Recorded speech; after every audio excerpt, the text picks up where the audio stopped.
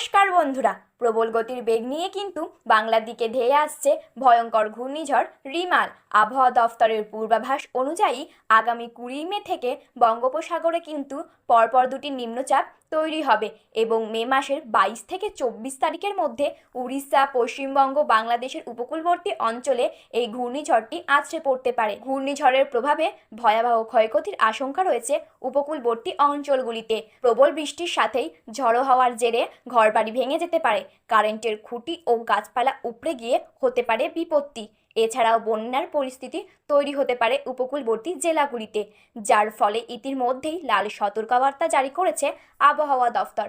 তো বন্ধুরা, কবে, কখন, কোন সময়ে এই ঘূর্ণিঝড়টি তৈরি হবে, কোন উপকূলে আছড়ে পড়তে চলেছে, উড়িষ্যা, পশ্চিমবঙ্গ, বাংলাদেশের কোন কোন জেলায় থাকবে ভারী থেকে অতি ভারী বৃষ্টির প্রবল সম্ভাবনা এবং ঘন্টায় ঠিক কত কিলোমিটার গতিবেগ নিয়ে এই ঘূর্ণিঝড়টি তার ভয়ঙ্কর তাণ্ডব লীলা দেখাতে পারে, তো তাই কিন্তু আমি আজকে আপনাদেরকে জানিয়ে দেব এই ভিডিওটির মাধ্যমে।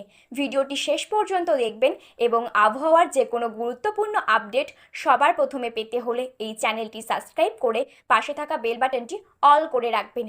তাহলে চলুন ভিডিওটি শুরু করা যাক। আবহাওয়া দফতর জানিয়েছে আগামী 20 থেকে 22 তারিখের মধ্যেই দক্ষিণ পূর্ব বঙ্গোপসাগর ও আন্দামান সাগরের নিকটে একটি শক্তিশালী নিম্নচাপ তৈরি হবে, যা কিনা 22 তারিখ এর পরবর্তী সময় থেকে 24 তারিখের মধ্যেই বাংলার দিকে এগিয়ে আসতে শুরু করবে।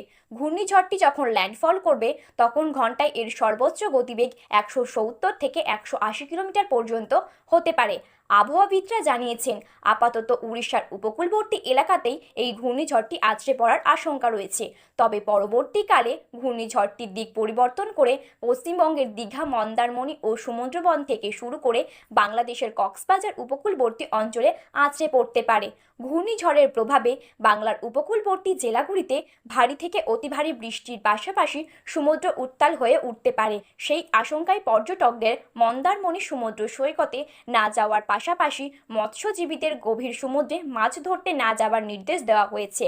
হাওয়া অফিসের মতে সাধারণত বাংলার মে মাসে বেশি মাত্রায় ধেয়ে আসে ঘূর্ণিঝড়। তো পরবর্তীকালে ঘূর্ণিঝড়ের সমস্ত রকম আপডেট পেতে হলে অবশ্যই আমাদের চ্যানেলটিকে সাবস্ক্রাইব করবেন এবং পাশে থাকা বেল বাটনটি অল করে রেখে দেবেন।